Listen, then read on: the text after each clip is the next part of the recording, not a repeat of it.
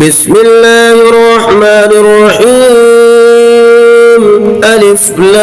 لام ميم. ذلك الكتاب لا ريب فيه هدى للمتقين الذين يؤمنون بالغيب ويقيمون الصلاة ومما رزقناهم ينفقون والذين يؤمنون بما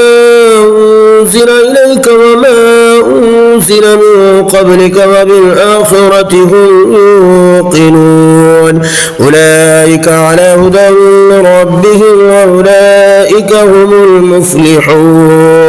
إن الذين كفروا سواء عليهم أأنذرتهم أم لم تنذرهم لا يؤمنون ختم الله على قلوبهم وعلى سمعهم وعلى أبصارهم غشاوة ولهم عذاب عظيم. ومن الناس من يقول آمنا بالله وباليوم الآخر وما هم بمؤمنين يخادعون الله والذين آمنوا وما يخدعون إلا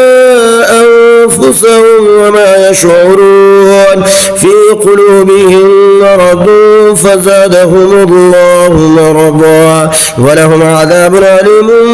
بما كانوا يكذبون. وإذا قيل لهم لا تفسدوا في الأرض قالوا إنما نحن مصلحون ألا إنهم هم المفسدون ولكن لا يشعرون. وإذا قيل لهم آمنوا كما آمن الناس قالوا أنؤمن كما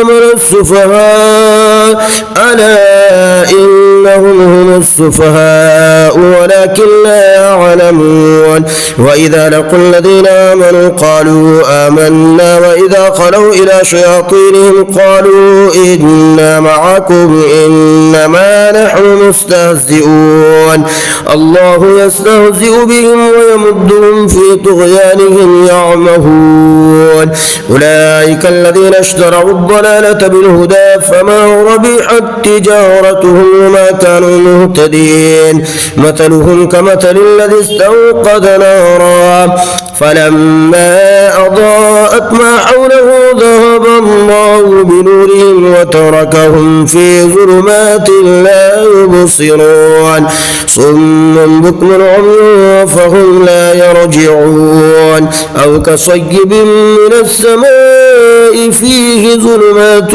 ورعد وبرق يجعلون أصابعهم في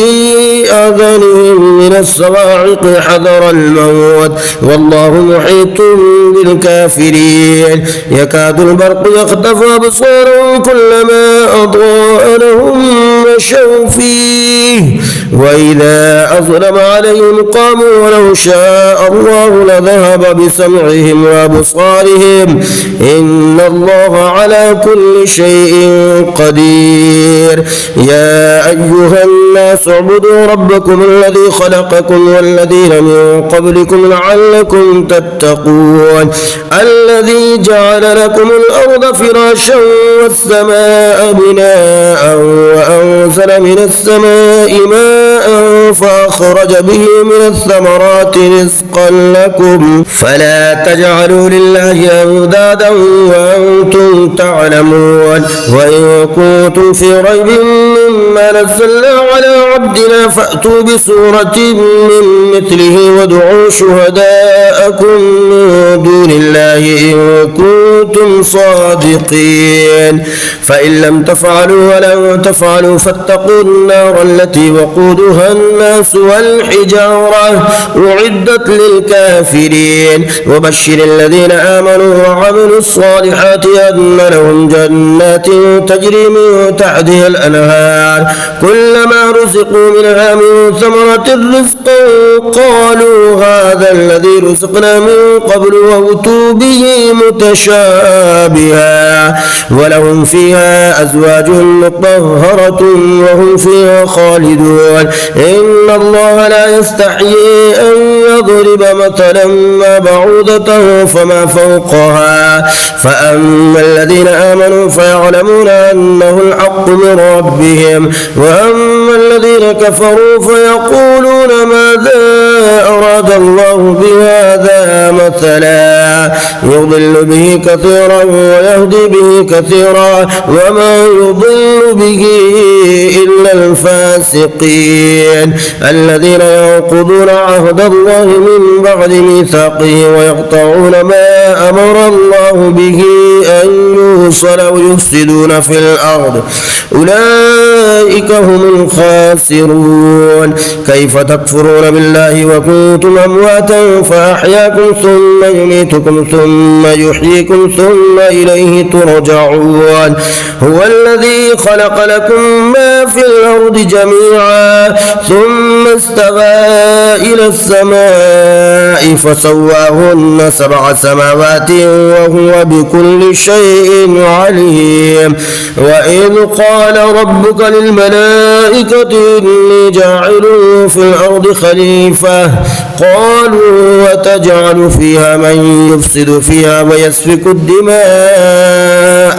ونحن نسبح بحمدك ونقدس لك قال إني أعلم ما لا تعلمون وعلم آدم الأسماء كلها ثم عرضهم على الملائكة فقال أنبئوني بأسماء هؤلاء إن كنتم صادقين قالوا سبحانك لا علم لنا إلا ما علمتنا إنك أنت العليم الحكيم قال يا آدم أنبئهم بأسمائهم فلما أنبأهم بأسمائهم قال ألم أقل لكم إني أعلم غيب السماوات والأرض وأعلم ما تبدون وما كنتم تكتمون وإذ قلنا للملائكة اسجدوا لآدم فسجدوا إلا إبليس أبى واستكبر وكان من الكافرين وقلنا يا آدم اسكن أنت وزوجك الجنة وكلا منها رغدا حيث شئتما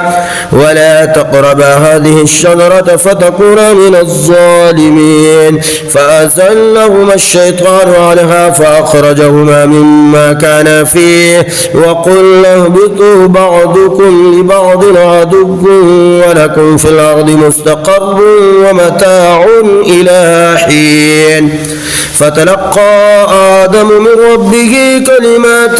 فتاب عليه إنه هو التواب الرحيم قلنا اهبطوا منها جميعا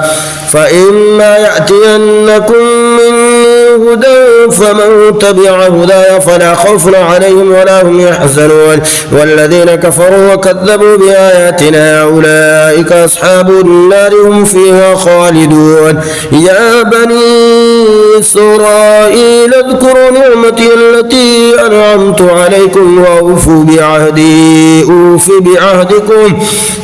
وإياي فارهبون وآمنوا بما أنزلت مصدقا لما معكم ولا تكونوا أول كافر به ولا تشتروا بآياتي ثمنا قليلا وإياي فاتقون ولا تلبسوا الحق بالباطل وتكتموا الحق وأنتم تعلمون وأقيموا الصلاة وآتوا الزكاة واركعوا مع الراكعين أتأمرون الناس بالبر وتنسون أنفسكم وأنتم تتلون الكتاب فلا تعقلون واستعينوا بالصبر والصلاة وإنها لكبيرة إلا على الخاشعين الذين يظنون أنهم ملاقو ربهم وأنهم إليه راجعون يا بني إسرائيل اذكروا نعمتي التي أنعمت عليكم وأني فضلتكم على العالمين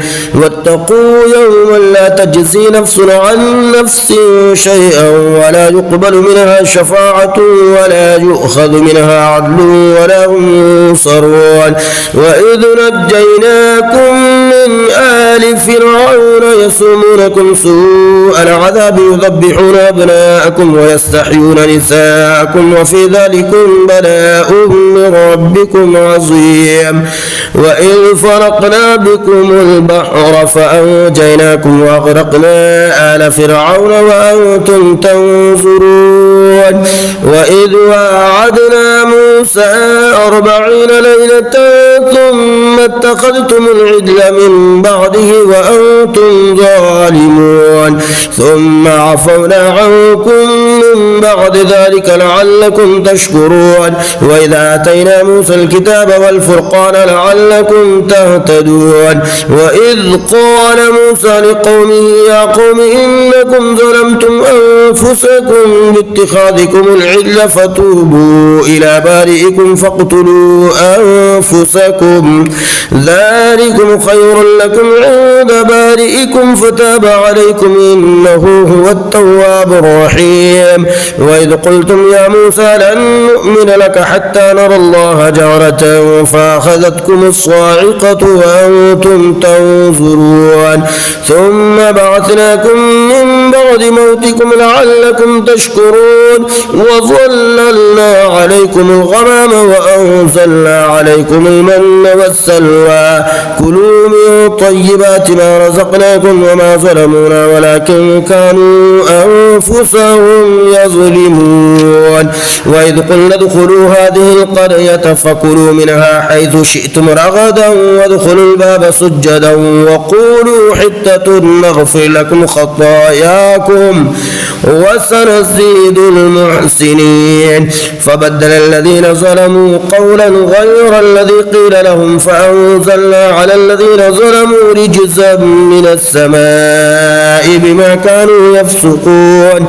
وإذ استسقى موسى لقومه فقلنا اضرب بعصاك الحجر فانفجرت منه 12 عينا قد علم كل أناس مشربهم كلوا واشربوا من رزق الله ولا تعثوا في الأرض مفسدين وإذ قلتم يا موسى لن نصبر على طعام واحد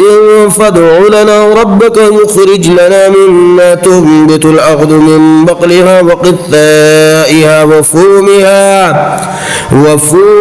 وعدسها وبصلها قال تستبدلون الذي هو أدنى بالذي هو خير اهبطوا مصرا فإن لكم ما سألتم وضربت عليهم الذلة والمسكنة وباءوا بغضب من الله ذلك بأنهم كانوا يكفرون بآيات الله ويقتلون النبيين بغير الحق ذلك بما عصوا وكانوا يعتدون إن الذين آمنوا والذين هادوا والنصارى والصابئين من آمن بالله واليوم الآخر وعمل صالحا فلهم أجرهم عند ربهم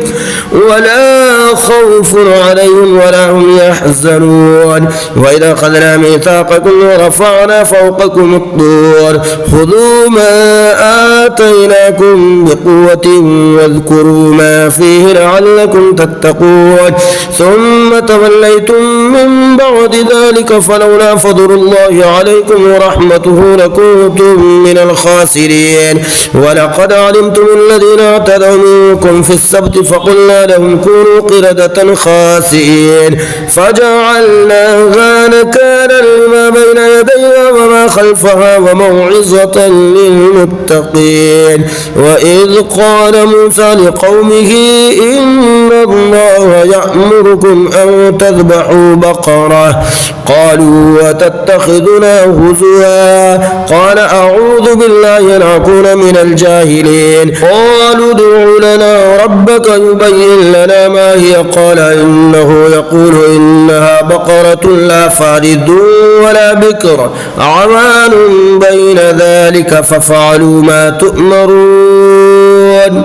قالوا ادع لنا ربك يبين لنا ما لونها قال إنه يقول إنها بقرة صفراء فاقع لونها تسر الناظرين قالوا ادع لنا ربك يبين لنا ما هي إن البقرة شابه علينا وإنا إن شاء الله لمهتدون قال إنه يقول إنها بقرة لا ذلول تثير الأرض ولا تسقي الحرث مسلمة لا شية فيها قالوا الآن جئت بالحق فذبحوها وما كادوا يفعلون وإذ قتلتم نفسا فادارأتم فيها والله مخرج ما كنتم تكتمون فقلنا اضربوه ببعضها كذلك يحيي الله الموتى ويريكم آياته لعلكم تعقلون ثم قست قلوبكم من بعد ذلك فهي كالحجارة أو أشد قسوة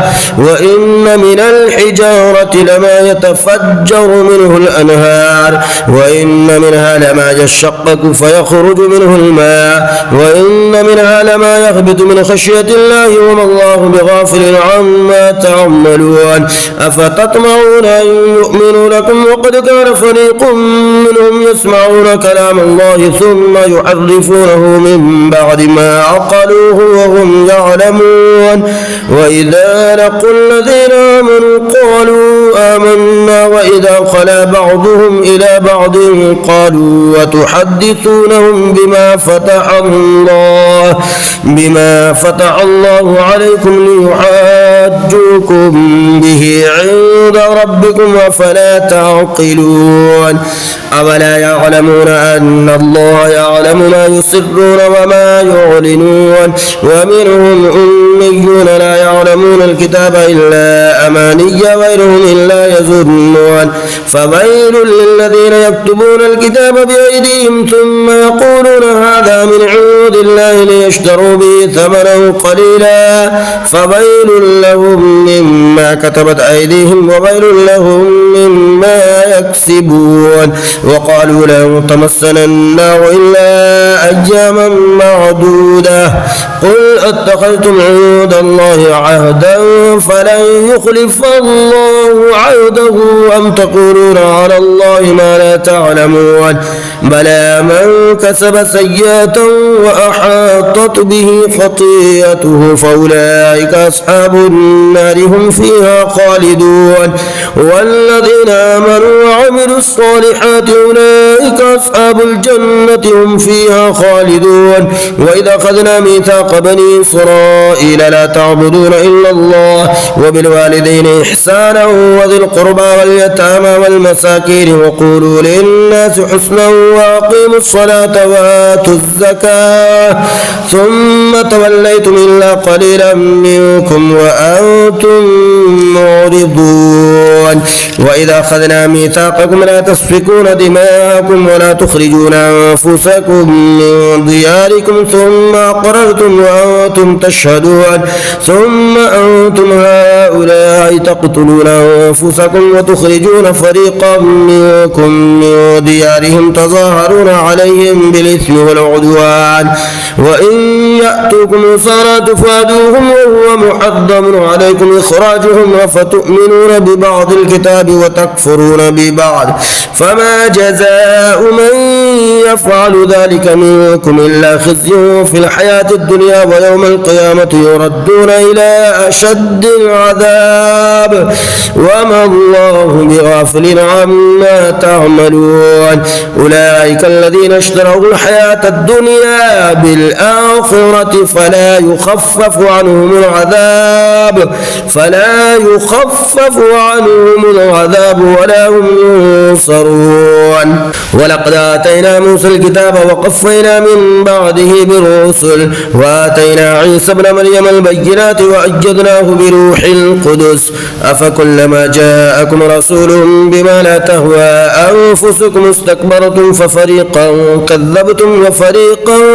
تقتلون وقالوا قلوبنا غلف بل لعنهم الله بكفرهم فقليلا ما لا يؤمنون ولما جاءهم كتاب من عند الله مصدق لما معهم وكانوا من قبل يستفتحون على الذين كفروا فلما جاءهم ما عرفوا كفروا به فلعنة الله على الكافرين بئس ما اشتروا به أنفسهم أن يكفروا بما أنزل الله بغيا أن ينزل الله من فضله على من يشاء من عباده فباءوا بغضب على غضب وللكافرين عذاب مهين وإذا قيل لهم آمنوا بما أنزل الله قالوا نؤمن بما أنزل علينا ويكفرون بما وراءه وهو الحق مصدقا لما معهم قل فلم تقتلون أنبياء الله من قبل إن كنتم مؤمنين ولقد جاءكم موسى بالبينات ثم اتخذتم العجل من بعده وأنتم ظالمون وإذا أخذنا ميثاقكم ورفعنا فوقكم الطور خذوا ما آتيناكم بقوة واسمعوا قالوا سمعنا وعصينا وأشربوا في قلوبهم العجل بكفرهم قل بئس ما يأمركم به إيمانكم إن كنتم مؤمنين قل إن كانت لكم الدار الآخرة عند الله خالصة من دون الناس فتمنوا الموت إن كنتم صادقين ولن يتمنوه أبدا بما قدمت أيديهم والله عليم بالظالمين ولتجدنهم أحرص الناس على حياة ومن الذين أشركوا يود أحدهم لو يعمر 1000 سنة وما هو بمزحزحه من العذاب أن يعمر والله بصير بما يعملون قل من كان عدوا لجبريل فإنه نزله على قلبك بإذن الله مصدقا لما بين يديه وهدى وبشرى للمؤمنين من كان عدوا لله وملائكته ورسله وجبريل وميكال فإن الله عدو للكافرين ولقد أنزلنا إليك آيات بينات وما يكفر بها إلا الفاسقون أو كلما عاهدوا عهدا نبذه فريق منهم بل أكثرهم لا يؤمنون ولما جاءهم رسول من عند الله مصدق لما معهم نبذ فريق من الذين أوتوا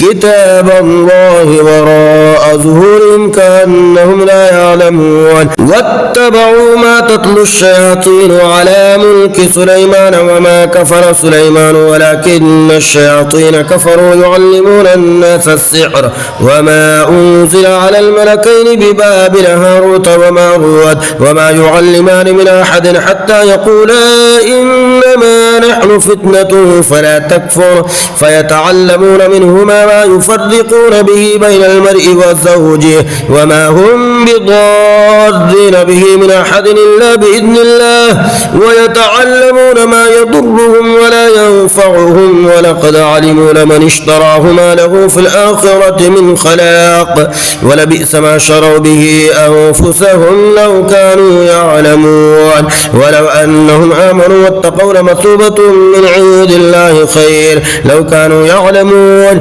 يا أيها الذين آمنوا لا تقولوا راعنا وقولوا انظرنا واسمعوا وللكافرين عذاب أليم ما يود الذين كفروا من أهل الكتاب ولا المشركين أن ينزل عليكم من خير من ربكم والله يختص برحمته من يشاء والله ذو الفضل العظيم ما ننسخ من آية أو ننسخها نأتي بخير منها أو مثلها ألم تعلم أن الله على كل شيء قدير ألم تعلم أن الله له ملك السماوات والأرض وما لكم من دون الله من ولي ولا نصير أم تريدون أن تسألوا رسولكم كما سئل موسى من قبل ومن يتبدل الكفر بالإيمان فقد ضل سواء السبيل ود كثير من أهل الكتاب لو يردونكم من بعد إيمانكم كفارا حسدا من عند أنفسهم من بعد ما تبين لهم الحق فاعفوا واصفحوا حتى يأتي الله بأمره إن الله على كل شيء قدير وأقيموا الصلاة وآتوا الزكاة وما تقدموا لأنفسكم من خير تجدوه عند الله إن الله بما تعملون بصير وقالوا لن يدخل الجنة إلا من كان هودا أو نصارى تلك أمانيهم قل هاتوا برهانكم إن كنتم صادقين بلى من أسلم وجهه لله وهو محسن فله أجره عند ربه ولا خوف عليهم ولا هم يحزنون وقالت اليهود ليست النصارى على شيء وقالت النصارى ليست اليهود على شيء وهم يتلون الكتاب كذلك قال الذين لا يعلمون مثل قولهم فالله يحكم بينهم يوم القيامة فيما كانوا فيه يختلفون ومن أظلم ممن منع مساجد الله أن يذكر فيها اسمه وسعى في خرابها أولئك ما كان لهم أن يدخلوها إلا خائفين لهم في الدنيا خزي ولهم في الآخرة عذاب عظيم ولله المشرق والمغرب فأينما تولوا فثم وجه الله إن الله واسع عليم وقالوا اتخذ الله ولدا سبحانه بل له ما في السماوات والأرض كل له قانتون بديع السماوات والأرض وإذا قضى أمرا فإنما يقول له كن فيكون وقال الذين لا يعلمون لولا يكلمنا الله أو تأتينا آية كذلك قال الذين من قبلهم مثل قولهم تشابهت قلوبهم قد بينا الآيات لقوم يوقنون إنا أرسلناك بالحق بشيرا ونذيرا ولا تسأل عن أصحاب الجحيم ولن ترضى عنك اليهود ولا النصارى حتى تتبع ملتهم قل إن هدى الله هو الهدى ولئن اتبعت أهواءهم بعد الذي جاءك من العلم ما لك من الله من ولي ولا نصير الذين آتيناهم الكتاب يتلونه حق تلاوته أولئك يؤمنون به ومن يكفر به فأولئك هم الخاسرون يا بني إسرائيل اذكروا نعمتي التي أنعمت عليكم وأني فضلتكم على العالمين واتقوا يوما لا تجزي نفس عن نفس شيئا ولا يقبل منها عدل ولا تنفعها شفاعة ولا هم ينصرون وإذ ابتلى إبراهيم ربه بكلمات فأتمهن قال إني جاعلك للناس إماما قال ومن ذريتي قال لا ينال عهد الظالمين وإذ جعلنا البيت مثابة للناس وأمنا واتخذوا من مقام إبراهيم مصلى وعهدنا إلى إبراهيم وإسماعيل أن طهرا بيتي للطائفين والعاكفين والركع السجود وإذ قال إبراهيم رب اجعل هذا بلدا آمنا وارزق أهله من الثمرات من آمن منهم بالله واليوم الآخر قال ومن كفر فأمتعوه قليلا ثم أضطره إلى عذاب النار وبئس المصير وإذ يرفع إبراهيم القواعد من البيت وإسماعيل ربنا تقبل منا إنك أنت السميع العليم ربنا واجعلنا مسلمين لك ومن ذريتنا أمة مسلمة مسلمة لك وأرنا مناسكنا وتب علينا إنك أنت التواب الرحيم.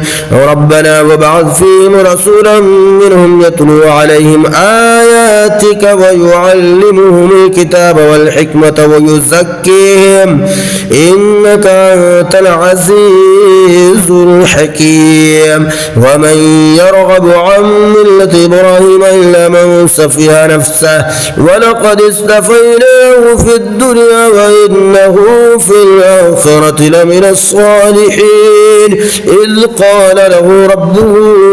أسلم قال أسلمت لرب العالمين. ووصى بها إبراهيم بنيه ويعقوب يا بني إن الله اصطفى لكم الدين فلا تموتن إلا وأنتم مسلمون. أم كنتم شهداء إذ حضر يعقوب الموت إذ قال لبنيه ما تعبدون من بعدي قالوا نعبد إلهك وإله آبائك إبراهيم وإسماعيل وإسحاق إلها واحدا ونحن له مسلمون. تلك أمة قد خلت لها ما كسبت ولكم ما كسبتم ولا تسألون عما كانوا يعملون. وقالوا كونوا هودا أو نصارى تهتدوا قل بل ملة إبراهيم حنيفا وما كان من المشركين. قولوا آمنا بالله وما أنزل إلينا وما أنزل إلى إبراهيم وإسماعيل وإسحاق ويعقوب والأسباط وما أوتي موسى وعيسى وما أوتي النبيون من ربهم لا نفرق بين أحد منهم ونحن له مسلمون. فإن آمنوا بمثل ما آمنتم به فقد اهتدوا وإن تولوا فإنما هم في شقاق فسيكفيكهم الله وهو السميع العليم. صبغة الله ومن أحسن من الله صبغة ونحن له عابدون. قل أتحاجوننا في الله وهو ربنا وربكم ولنا أعمالنا ولكم أعمالكم ونحن له مخلصون. أم تقولون إن إبراهيم وإسماعيل وإسحاق ويعقوب والأسباط كانوا هودا أو نصارى قل أأنتم أعلم أم الله ومن أظلم ممن كتم شهادة عنده من الله وما الله بغافل عما تعملون. تلك أمة قد خلت لها ما كسبت ولكم ما كسبتم ولا تسألون عما كانوا يعملون. سيقول السفهاء من الناس ما ولاهم عن قبلتهم التي كانوا عليها قل لله المشرق والمغرب يهدي من يشاء إلى صراط مستقيم. وكذلك جعلناكم أمة وسطا لتكونوا شهداء على الناس ويكون الرسول عليكم شهيدا. وما جعلنا القبلة التي كنت عليها إلا لنعلم من يتبع الرسول ممن ينقلب على عقبيه وإن كانت لكبيرة إلا على الذين هدى الله وما كان الله ليضيع إيمانكم إن الله بالناس لرؤوف رحيم. قد نرى تقلب وجهك في السماء فلنولينك قبلة ترضاها فول وجهك شطر المسجد الحرام وحيث ما كنتم فولوا وجوهكم شطره وإن الذين أوتوا الكتاب ليعلمون أنه الحق من ربهم وما الله بغافل عما يعملون. ولئن آتيت الذين أوتوا الكتاب بكل آية ما تبعوا قبلتك وما أنت بتابع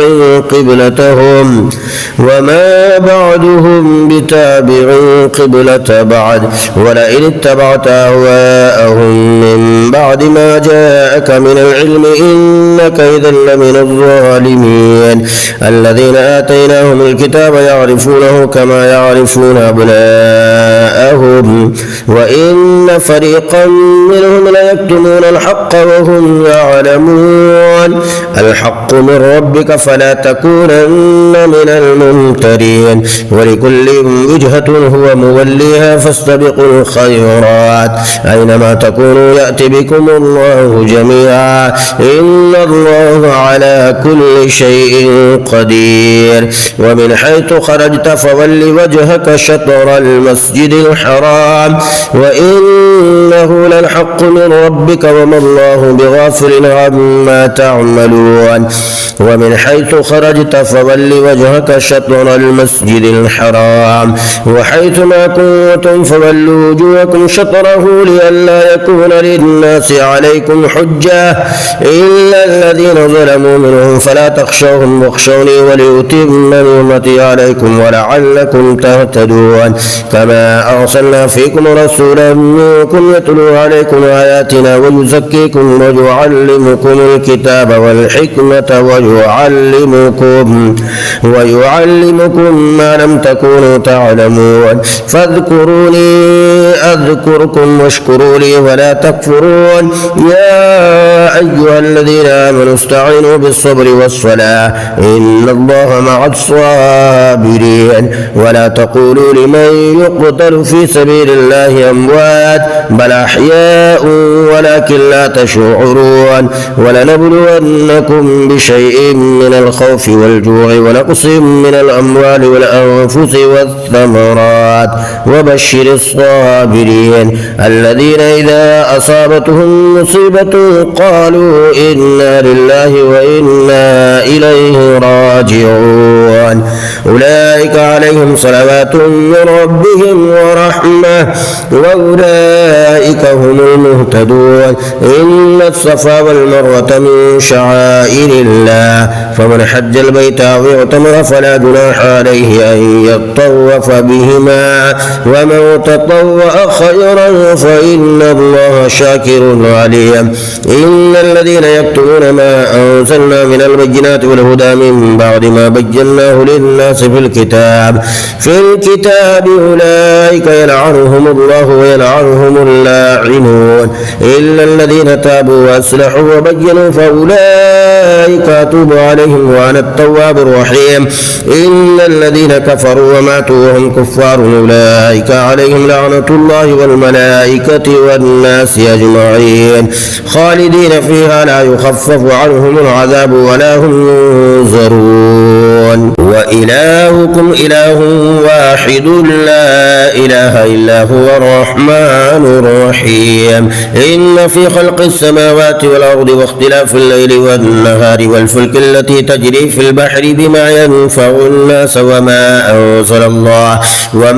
أنزل الله من السماء من ماء فأحيا به الأرض بعد موتها وبث فيها من كل دابة وتصريف الرياح والسحاب المسخر بين السماء والأرض لآيات لقوم يعقلون. ومن الناس من يتخذ من دون الله أندادا يحبونهم كحب الله والذين آمنوا أشد حبا لله. ولو يرى الذين ظلموا إذ يرون العذاب أن القوة لله جميعا وأن الله شديد العذاب. إذ تبرأ الذين اتبعوا من الذين اتبعوا ورأوا العذاب وتقطعت بهم الأسباب. وقال الذين اتبعوا لو أن لنا كرة فنتبرأ منهم كما تبرأوا منا كذلك يريهم الله أعمالهم حسرات عليهم وما هم بخارجين من النار.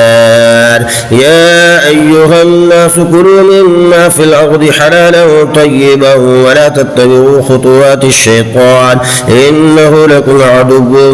مبين. إنما يأمركم بالسوء والفحشاء وأن تقولوا على الله ما لا تعلمون. وإذا قيل لهم اتبعوا ما أنزل الله قالوا بل نتبع ما ألفينا عليه آباءنا ولو كان آباؤهم لا يعقلون شيئا ولا يهتدون. ومثل الذين كفروا كمثل الذي ينعق بما لا يسمع إلا دعاء ونداء صم بكم عمي فهم لا يعقلون يا أيها الذين آمنوا كلوا من طيبات ما رزقناكم واشكروا لله إن كنتم إياه تعبدون إنما حرم عليكم الميتة والدم ولحم الخنزير وما أهل به لغير الله فمن اضطر غير باغ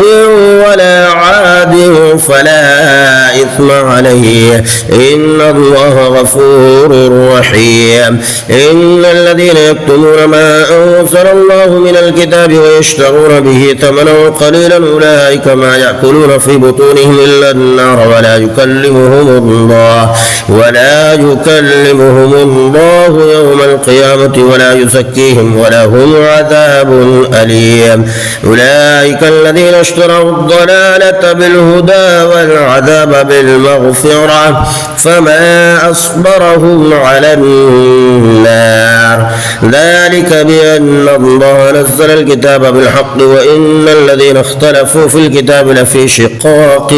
بعيد ليس البر أن تولوا وجوهكم قبل المشرق والمغرب ولكن البر من آمن بالله واليوم الآخر والملائكة والكتاب والنبيين وآتى المال على حبه ذوي القربى واليتامى والمساكين وابن السبيل والسائلين وفي الرقاب وأقام الصلاة وآتى الزكاة والموفون بعهدهم إذا عاهدوا والصابرين في البأساء والضراء وحين البأس أولئك الذين صدقوا وأولئك هم المتقون يا أيها الذين آمنوا كتب عليكم القصاص في القتلى الحر بالحر والعبد بالعبد والأنثى بالأنثى فمن عفي له من أخيه شيء فاتباع بالمعروف وأداء إليه بإحسان ذلك تخفيف من ربكم ورحمة فمن اعتدى بعد ذلك فله عذاب أليم ولكم في القصاص حياة يا أولي الألباب لعلكم تتقون كتب عليكم إذا حضر أحدكم الموت إن ترك خيرا الوصية للوالدين والأقربين بالمعروف حقا على المتقين فمن بدله بعدما سمعه فإنما إثمه على الذين يبدلونه إن الله سميع عليم فمن خاف من موص جنفا أو إثما فأصلح بينهم فلا إثم عليه إن الله غفور رحيم يا أيها الذين آمنوا كتب عليكم الصيام كما كتب على الذين من قبلكم لعلكم تتقون أياما معدودات فمن كان منكم مريضا أو على سفر فعدة من أيام أخر وعلى الذين يطيقونه فدية طعام مسكين فمن تطوع خيرا فهو خير له وأن تصوموا خير لكم إن كنتم تعلمون شهر رمضان الذي أنزل فيه القرآن هدى للناس وبينات من الهدى والفرقان فمن شهد منكم الشهر فليصم ومن كان مريضا أو على سفر فعدة من أيام أخر يريد الله بكم اليسر ولا يريد بكم العسر ولتكملوا العدة ولتكبروا الله على ما هداكم ولعلكم تشكرون وإذا سألك عبادي عني فإني قريب أجيب دعوة الداعي إذا دعاني فليستجيبوا لي وليؤمنوا بي لعلهم يرشدون أحل لكم ليلة الصيام الرفث إلى نسائكم هن لباس لكم وأنتم لباس لهن علم الله أنكم كنتم تختانون أنفسكم فتاب عليكم وعفى عنكم فالآن باشروهن وابتغوا ما كتب الله لكم وكلوا واشربوا حتى يتبين لكم الخيط الأبيض من الخيط الأسود من الفجر ثم أتموا الصيام إلى الليل ولا تباشروهن وأنتم عاكفون في المساجد تلك حدود الله فلا تقربوها كذلك يبين الله آياته للناس لعلهم يتقون ولا تأكلوا أموالكم بينكم بالباطل وتدلوا بها إلى الحكام لتأكلوا فريقا من أموال الناس بالإثم وأنتم تعلمون يسألونك عن الأهلة قل هي مواقيت للناس والحج وليس البر بأن تأتوا البيوت من ظهورها ولكن البر من اتقى وأتوا البيوت من أبوابها واتقوا الله لعلكم تفلحون وقاتلوا في سبيل الله الذين يقاتلونكم ولا تعتدوا إن الله لا يحب المعتدين واقتلوهم حيث ثقفتموهم وأخرجوهم من حيث أخرجوكم والفتنة أشد من القتل ولا تقاتلوهم عند المسجد الحرام حتى يقاتلوكم فيه فإن قاتلوكم فاقتلوهم كذلك جزاء الكافرين فإن انتهوا فإن الله غفور رحيم وقاتلوهم حتى لا تكون فتنة ويكون الدين لله فإن انتهوا فلا عدوان إلا على الظالمين الشهر الحرام بالشهر الحرام والحرمات قصاص فمن اعتدى عليكم فاعتدوا عليه بمثل ما اعتدى عليكم واتقوا الله واعلموا أن الله مع المتقين وأنفقوا في سبيل الله ولا تلقوا بأيديكم إلى التهلكة وأحسنوا إن الله يحب المحسنين وأتموا الحج والعمرة لله فإن أحصرتم فما استيسر من الهدي ولا تحلقوا رؤوسكم حتى يبلغ الهدي محله فمن كان منكم مريضا أو به أذى من رأسه ففدية من صيام أو صدقة أو نسك فإذا أمنتم فمن تمتع بالعمرة إلى الحج فما استيسر من الهدي فمن لم يجد فصيام 3 أيام في الحج و7 إذا رجعتم تلك 10 كاملة ذلك لمن لم يكن أهله حاضر المسجد الحرام واتقوا الله واعلموا أن الله شديد العقاب الحج أشهر معلومات فمن فرض فيهن الحج فلا رفث ولا فسوق ولا جدال في الحج وما تفعلوا من خير يعلمه الله وتزودوا فإن خير الزاد التقوى واتقون يا أولي الألباب ليس عليكم جناح أن تبتغوا فضلا من ربكم فإذا أفضتم من عرفات فاذكروا الله عند المشعر الحرام واذكروه كما هداكم وإن كنتم من قبله لمن الضالين ثم أفيضوا من حيث أفاض الناس واستغفروا الله إن الله غفور رحيم فإذا قضيتم مناسككم فاذكروا الله كذكركم آباءكم أو أشد ذكرا فمن الناس من يقول ربنا آتنا في الدنيا وما له في الآخرة من خلاق ومنهم من يقول ربنا آتنا في الدنيا حسنة وفي الآخرة حسنة وقنا عذاب النار أولئك لهم نصيب مما كسبوا والله سريع الحساب واذكروا الله في أيام معدودات فمن تعجل في يومين فلا إثم عليه ومن تأخر فلا إثم عليه لمن اتقى واتقوا الله واعلموا أنكم إليه تحشرون ومن الناس من يعجبك قوله في الحياة الدنيا يشهد الله على ما في قلبه وهو ألد الخصام. وإذا تولى سعى في الأرض ليفسد فيها ويهلك الحرث والنسل والله لا يحب الفساد.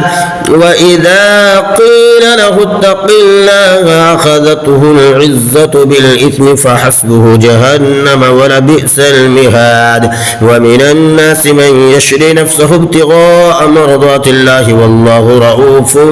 بالعباد. يا أيها الذين آمنوا ادخلوا في السلم كافة ولا تتبعوا خطوات الشيطان إنه لكم عدو مبين. فإن زللتم من بعد ما جاءتكم البينات فاعلموا أن الله عزيز حكيم. هل ينظرون إلا أن يأتيهم الله في ظلل من الغمام والملائكة وقضي الأمر وإلى الله ترجع الأمور. سل بني إسرائيل كما آتيناهم من آية بينة ومن يبدل نعمة الله من بعد ما جاءته فإن الله شديد العقاب. زين للذين كفروا الحياة الدنيا ويسخرون من الذين آمنوا والذين اتقوا فوقهم يوم القيامة والله يرزق من يشاء بغير حساب. زين للذين كفروا الحياة الدنيا ويسخرون من الذين آمنوا والذين اتقوا فوقهم يوم القيامة والله يرزق من يشاء بغير حساب. كان الناس أمة واحدة فبعث الله النبيين مبشرين ومنذرين وأنزل معهم الكتاب بالحق ليحكم بين الناس فيما اختلفوا فيه وما اختلف فيه إلا الذين أوتوه من بعد ما جاءتهم البينات بغيا بينهم فهدى الله الذين آمنوا لما اختلفوا فيه من الحق بإذنه والله يهدي من يشاء إلى صراط مستقيم. أم حسبتم أن تدخلوا الجنة ولما يأتكم مثل الذين خلوا من قبلكم مستهم البأساء والضراء وزلزلوا حتى يقول الرسول والذين آمنوا معه متى نصر الله ألا إن نصر الله قريب. يسألونك ماذا ينفقون قل ما أنفقتم من خير فللوالدين والأقربين واليتامى والمساكين وابن السبيل وما تفعلوا من خير فإن الله به عليم. كتب عليكم القتال وهو كره لكم وعسى أن تكرهوا شيئا وهو خير لكم وعسى أن تحبوا شيئا وهو شر لكم والله يعلم وأنتم لا تعلمون. يسألونك عن الشهر الحرام قتال فيه قل قتال فيه كبير وصد عن سبيل الله وكفر به والمسجد الحرام وإخراج أهله منه أكبر عند الله والفتنة أكبر من القتل ولا يزالون يقاتلونكم حتى يردوكم عن دينكم إن استطاعوا ومن يرتد منكم عن دينه فيمت وهو كافر فأولئك حبطت أعمالهم في الدنيا والآخرة وأولئك أصحاب النار هم فيها خالدون. إن الذين آمنوا والذين هاجروا وجاهدوا في سبيل الله أولئك يرجون رحمة الله والله غفور رحيم. يسألونك عن الخمر والميسر قل فيهما إثم كبير ومنافع للناس وإثمهما أكبر من نفعهما ويسألونك ماذا ينفقون قل العفو كذلك يبين الله لكم الآيات لعلكم تتفكرون. في الدنيا والآخرة. ويسألونك عن اليتامى قل إصلاح لهم خير وإن تخالطوهم فإخوانكم والله يعلم المفسد من المصلح ولو شاء الله لأعنتكم إن الله عزيز حكيم. ولا تنكحوا المشركات حتى يؤمن ولا أمة مؤمنة خير من مشركة ولو أعجبتكم ولا تنكحوا المشركين حتى يؤمنوا ولا عبد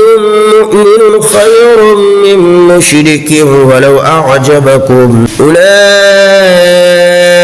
يدعون إلى النار والله يدعو إلى الجنة والمغفرة بإذنه ويبين آياته للناس لعلهم يتذكرون. ويسألونك عن المهيد قل هو أذى فاعتزلوا النساء في المحيض ولا تقربوهن حتى يطهرن فإذا تطهرن فأتوهن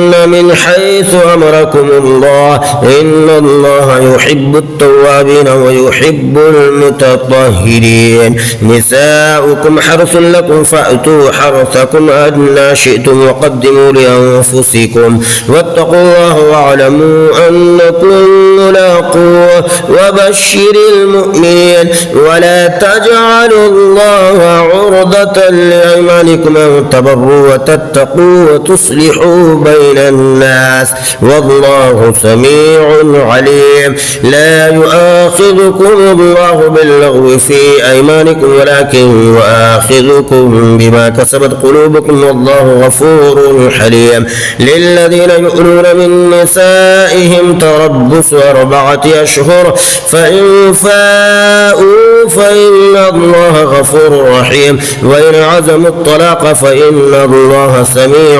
عليم. والمطلقات يتربصن بأنفسهن 3 قروء ولا يحل لهن أن يكتمن ما خلق الله في أرحامهن إن كن يؤمن بالله واليوم الآخر وبعولتهن أحق بردهن في ذلك إن أرادوا إصلاحا ولهن مثل الذي عليهن بالمعروف وللرجال عليهن درجة والله عزيز حكيم. الطلاق 2 فإمساك بمعروف أو تصريح بإحسان. ولا يحل لكم أن تأخذوا مما آتيتموهن شيئا إلا أن يخافا ألا يقيما حدود الله فإن خفتم ألا يقيما حدود الله فلا جناح عليهما فيما افتدت به تلك حدود الله فلا تعتدوها ومن يتعد حدود الله فأولئك هم الظالمون. فإن طلقها فلا تحل له من بعد حتى تنكح زوجا غيره فإن طلقها فلا جناح عليهما أن يتراجعا إن ظنا أن يقيما حدود الله وتلك حدود الله يبينها لقوم يعلمون. وإذا طلقتم النساء فبلغن أجلهن فأمسكوهن بمعروف أو سرحوهن بمعروف ولا تمسكوهن ضرارا لتعتدوا ومن يفعل ذلك فقد ظلم نفسه. ولا تتخذوا آيات الله هزوا واذكروا نعمة الله عليكم وما أنزل عليكم من الكتاب والحكمة يعظكم به واتقوا الله واعلموا أن الله بكل شيء عليم. وإذا طلقتم النساء فبلغن أجلهن فلا تعضلوهن أن ينكحن أزواجهن إذا تراضوا بينهم بالمعروف ذلك يوعظ به من كان منكم يؤمن بالله واليوم الآخر ذلكم أزكى لكم وأطهر والله يعلم وأنتم لا تعلمون. والوالدات يرضعن أولادهن حولين كاملين لمن أراد أن يتم الرضاعة وعلى المولود له رزقهن وكسوتهن بالمعروف لا تكلف نفس إلا وسعها لا تضار والدة بولدها ولا مولود له بولده وعلى الوارث مثل ذلك فإن أراد فصالا عن تراض منهما وتشاور فلا جناح عليهما وإن أردتم أن تسترضعوا أولادكم فلا جناح عليكم إذا سلمتم ما آتيتم بالمعروف واتقوا الله واعلموا أن الله بما تعملون بصير. والذين يتوفون منكم ويذرون أزواجا يتربصن بأنفسهن 4 أشهر وعشرا فإذا بلغن أجلهن فلا جناح عليكم فيما فعلن في أنفسهن بالمعروف والله بما تعملون خبير. ولا جناح عليكم فيما عرضتم به من خطبة النساء أو أكننتم في أنفسكم علم الله أنكم ستذكرونهن ولكن لا تواعدوهن سرا إلا أن تقولوا قولا معروفا ولا تعزموا عقدة النكاح حتى يبلغ الكتاب أجله واعلموا أن الله يعلم ما في أنفسكم فاحذروه واعلموا أن الله غفور حليم. لا جناح عليكم إن طلقتم النساء ما لم تمسوهن أو تفرضوا لهن فريضة ومتعوهن على الموسع قدره وعلى المقتر قدره متاعا بالمعروف حقا على المحسنين. وإن طلقتموهن من قبل أن تمسوهن وقد فرضتم لهن فريضة فنصف ما فرضتم إلا أن يعفون أو يعفو الذي بيده عقدة النكاح وأن تعفوا أقرب للتقوى ولا تنسوا الفضل بينكم إن الله بما تعملون بصير. حافظوا على الصلوات والصلاة الوسطى وقوموا لله قانتين. فإن خفتم فرجالا أو ركبانا فإذا أمنتم فاذكروا الله كما علمكم ما لم تكونوا تعلمون. والذين يتوفون منكم ويذرون أزواجا وصية لأزواجهم متاعا إلى الحول غير إخراج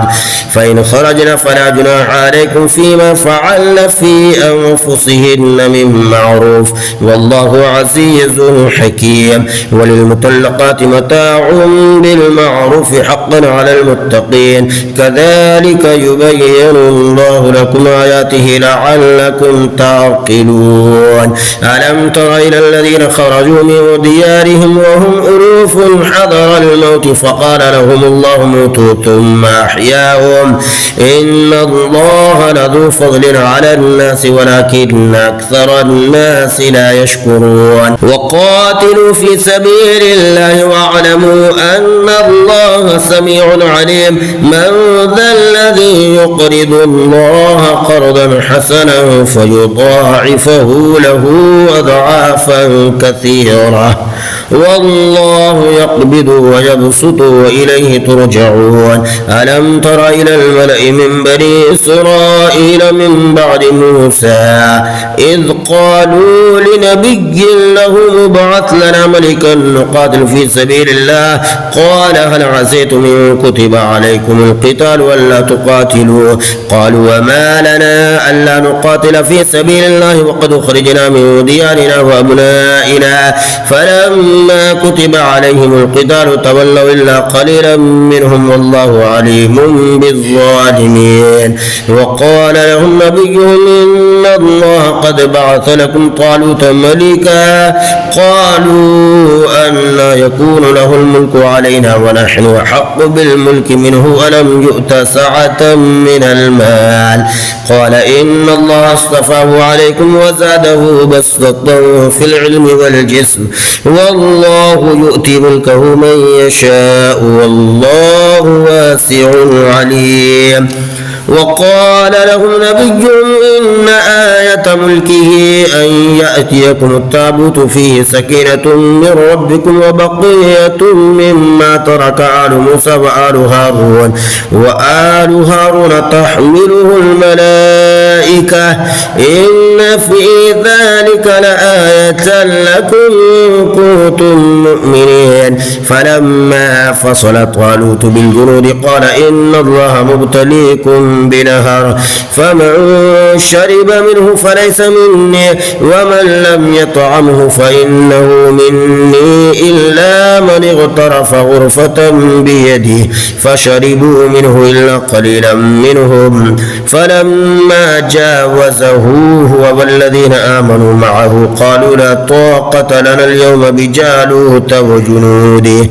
قال الذين يظنون أنهم ملاقو الله كم من فئة قليلة غلبت فئة كثيرة بإذن الله والله مع الصابرين. ولما برزوا لجالوت وجنوده قالوا ربنا أفرغ علينا صبرا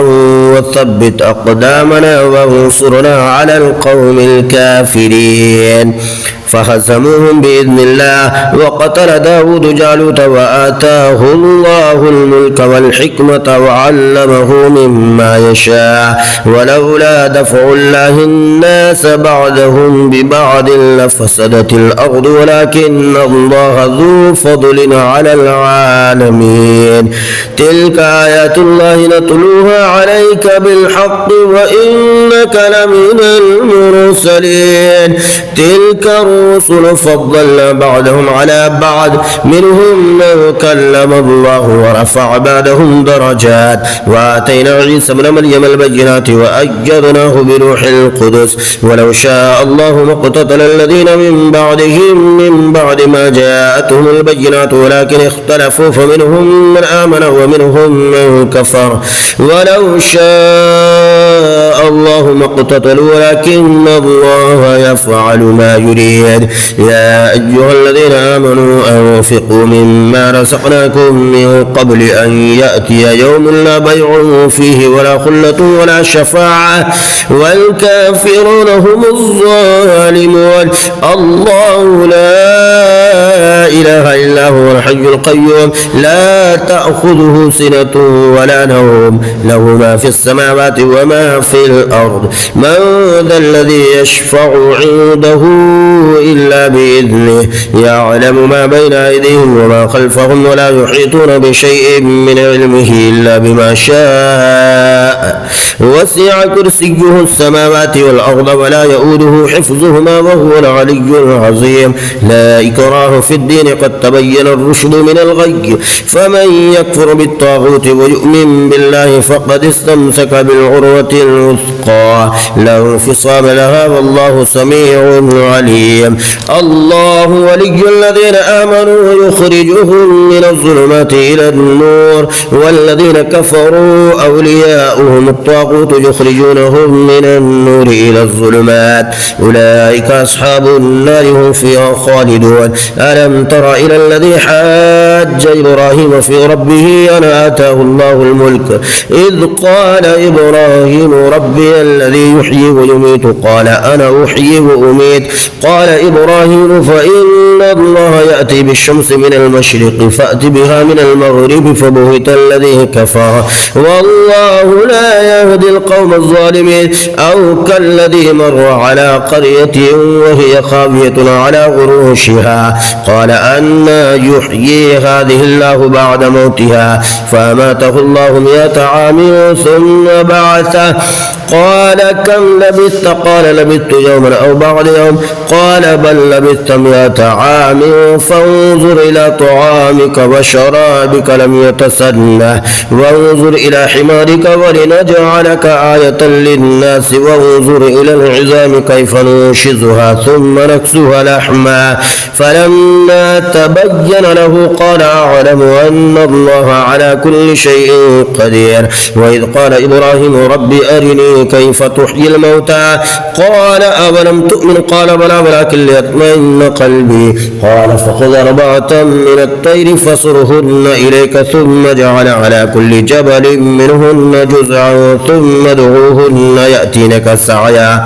واعلم أن الله عزيز حكيم. مثل الذين ينفقون أموالهم في سبيل الله كمثل حبة أنبتت 7 سنابل في كل سنبلة 100 حبة والله يضاعف لمن يشاء والله واسع عليم. الذين ينفقون أموالهم في سبيل الله ثم لا يتبعون ما أنفقوا منا ولا أذى لهم أجرهم عند ربهم ولا خوف عليهم ولا هم يحزنون. قول معروف ومغفرة خير من صدقة يتبعها أذى والله غني حليم. يا أيها الذين آمنوا لا تبطلوا صدقاتكم بالمن والأذى كالذي ينفق ماله رئاء الناس ولا يؤمن بالله واليوم الآخر فمثله كمثل صفوان عليه تراب فأصابه وابل فتركه صلدا لا يقدرون على شيء مما كسبوا والله لا يهدي القوم الكافرين. ومثل الذين ينفقون أموالهم ابتغاء مرضات الله وتثبيتا من أنفسهم كمثل جنة بربوة أصابها وابل فآتت أكلها ضعفين فإن لم يصبها وابل فطل والله بما تعملون بصير. أيود أحدكم أن تكون له جنة من نخيل وأعناب تجري من تحتها الأنهار له فيها من كل الثمرات وأصابه الكبر وله ذرية ضعفاء فأصابها إعصار فيه نار فاحترقت كذلك يبين الله لكم الآيات لعلكم تتفكرون. يا أيها الذين آمنوا أنفقوا من طيبات ما كسبتم ومما أخرجنا لكم من الأرض ولا تيمموا الخبيث منه تنفقون ولستم بآخذه إلا أن تغمضوا فيه واعلموا أن الله غني حميد. الشيطان يعدكم الفقر ويأمركم بالفحشاء والله يعدكم مغفرة منه وفضلا والله واسع عليم. يؤتي الحكمة من يشاء ومن يؤت الحكمة فقد أوتي خيرا كثيرا وما يذكر إلا أولو الألباب. وما أنفقتم من نفقة أو نذرتم من نذر فإن الله يعلمه وما للظالمين من أنصار. إن تبدوا الصدقات فنعما هي وإن تخفوها وتؤتوها الفقراء فهو خير لكم ويكفر عنكم من سيئاتكم والله بما تعملون خبير. ليس عليك هداهم ولكن الله يهدي من يشاء وما تنفقوا من خير فلأنفسكم وما تنفقون إلا ابتغاء وجه الله وما تنفقوا من خير يوفى إليكم وأنتم لا تظلمون. للفقراء الذين أحصروا في سبيل الله لا يستطيعون ضربا في الأرض يحسبهم الجاهل أغنياء من التعفف تعرفهم بسماهم لا يسألون الناس إلحافا وما تنفقوا من خير فإن الله به عليم. الذين ينفقون أموالهم بالليل والنهار سرا وعلانية فلهم أجرهم عند ربهم ولا خوف عليهم ولا هم يحزنون. الذين يأكلون الربا لا يقومون إلا كما يقوم الذي يتخبطه الشيطان الشيطان من المس ذلك بأنهم قالوا إنما البيع مثل الربا وأحل الله البيع وحرم الربا فمن جاءه موعظة من ربه فانتهى فله ما سلف وأمره إلى الله ومن عاد فأولئك أصحاب النار هم فيها خالدون يمحق الله الربا ويربي الصدقات والله لا يحب كل كفار أثيم إن الذين آمنوا وعملوا الصالحات وأقاموا الصلاة وآتوا الزكاة لهم أجرهم عند ربهم ولا خوف عليهم ولا هم يحزنون يا أيها الذين آمنوا اتقوا الله وذروا ما بقي من الربا إن كنتم مؤمنين فإن لم تفعلوا فأذنوا بحرب من الله ورسوله وإن تبتم فلكم رؤوس أموالكم لا تظلمون ولا تظلمون وإن كان ذو عسرة فنظرة إلى ميسرة وأن تصدقوا خير لكم إن كنتم تعلمون واتقوا يوما ترجعون فيه إلى الله ثم توفى كل نفس ما كسبت وهم لا يظلمون يا أيها الذين آمنوا إذا تداينتم بدين إلى أجل مسمى فاكتبوه وليكتب بينكم كاتب بالعدل ولا يأب كاتب أن يكتب كما علمه الله فليكتب وليملل الذي عليه الحق وليتق الله ربه ولا يبخس منه شيئا فإن كان الذي عليه الحق سفيها أو ضعيفا أو لا يستطيع أن يمله فليملل وليه بالعدل واستشهدوا شهيدين من رجالكم فإن لم يكونا رجلين فرجل وامرأتان ممن ترضون من الشهداء أن تضل إحداهما فتذكر إحداهما الأخرى ولا يأبى الشهداء إذا ما دعوا ولا تسأموا أو تكتبوه صغيرا أو كبيرا إلى أجله ذلكم أقسط عند الله وأقوم للشهادة وأدنى ألا ترتابوا إلا أن تكون تجارة حاضرة تديرونها بينكم فليس عليكم جناح ألا تكتبوها وأشهدوا إذا تبايعتم ولا يضار كاتب ولا شهيد وإن تفعلوا فإنه فسوق بكم واتقوا الله ويعلمكم الله والله بكل شيء عليم وإن كنتم على سفر